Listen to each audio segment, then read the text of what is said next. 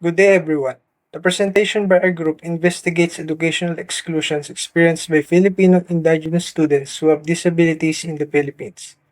Multiple institutional barriers impede their access to quality education for these students. The implementation of fragmented policies stem from insufficient resources and cultural prejudices, thus failing to provide the required support to students.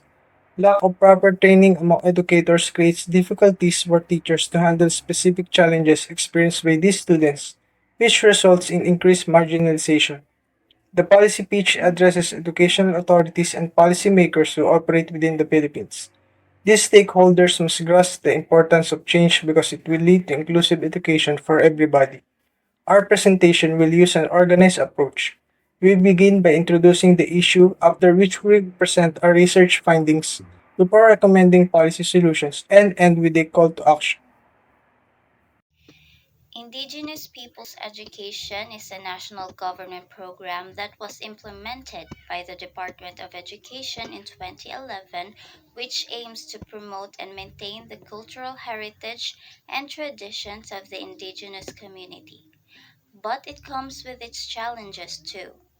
Indigenous students with disabilities in the Philippines still face multiple challenges in education. Special education is mostly Western oriented and tends to overlook Indigenous perspectives. As a result, it creates unclear policies and leaves the students with special learning needs unsupported, facing double discrimination due to their cultural identity and disability. According to Annam et al. 2013, some of the biggest issues is culturally biased assessments, which don't capture how disability is seen in indigenous communities, and their learning needs are often ignored. Lastly, teachers lack the proper training to handle students with disabilities, especially from indigenous backgrounds. There's a lot of work to be done to make Indigenous people's education more inclusive for the Indigenous students with disabilities. We introduce a vital recommendation, the National Indigenous Disability Inclusive Education Act. This policy aims to bridge a gap faced by Indigenous students with disabilities we can no longer ignore. These learners sit in the middle of two historically marginalized groups. Without intentional targeted support, they may be at risk of being left behind in a system that is meant for all. Why is this crucial? Because education should be a right and not a privilege that is tied to ability, culture, or tradition. We want to go beyond acknowledging indigenous knowledge systems and ensuring reasonable accommodations. We also want to enhance inclusive practices. Regardless of the cultural background or how competent they are, we want them to have an environment that makes them feel valued, supported, and heard. Compliance is not the reason for this policy. Justice and fairness are the main concerns of this situation. Ensuring no child will be invisible among our classrooms is our aim. By collaborating together, we could rise above the very best good intentions and give the future generations a genuinely inclusive schooling system for every Filipino student.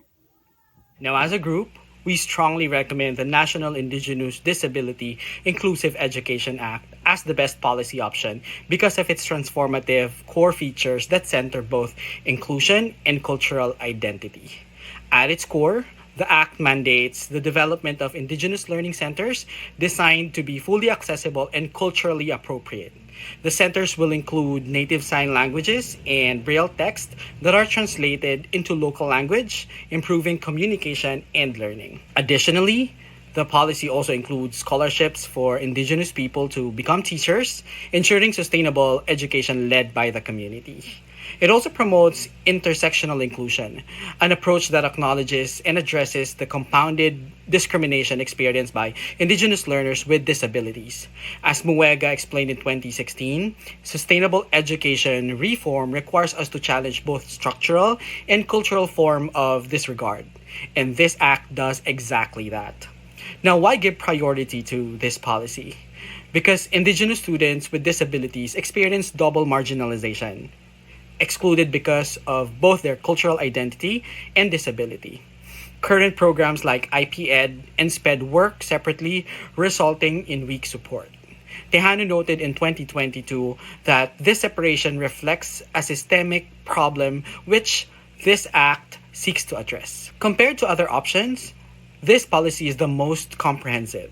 It combines infrastructure, curriculum adaptation, legal mechanisms, and community empowerment into one unified framework.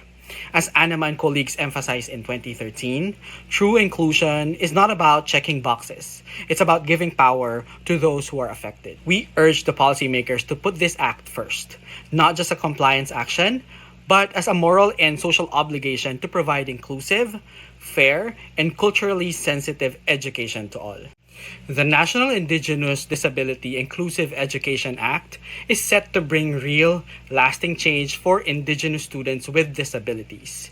First, we anticipate increased enrollment and retention rates. This is because culturally safe, accessible learning centers will remove both physical and psychological barriers that have historically excluded these learners. When students feel safe and supported, they are more likely to come to school regularly and do well, as noted by Dueñas and others in 2023.